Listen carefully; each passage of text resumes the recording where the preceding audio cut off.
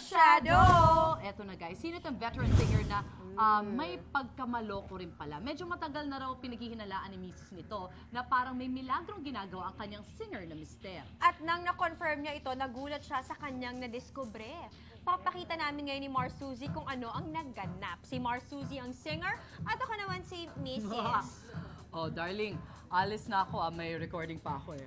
So, kailan na naman ang uwi mo? Last time na umalis ka, 4 days kang nawala. Before that, halos 1 linggo naman bago ka umuwi. Ano ba nire-record mo? Ano ba? Busy talaga eh. Tapos meron pa akong mga gig. Basta iti-text na lang kita. Huh? Na.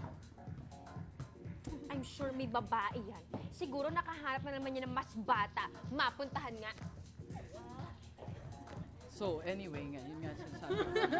When you started making it, Nakakaloka! Akala ko mas bata yung pinalit mo sa akin. Eh, mas matanda pa pala sa akin yan eh. and cut! Nako, eto na ang mga clues. Parang kilala niyo na? I think so. Sino ba?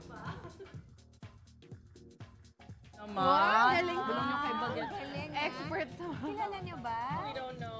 Ha? Ah, yeah. Pero bakit mas matanda yung pinalit? Nakakaloka naman. Kasi nalito tayo dun sa Hindi nila shadow. masyadong kilala, Hindi nila Mar. nila masyadong knows. Correct. Talagang older singer na kasi Oo talaga, naman. di ba?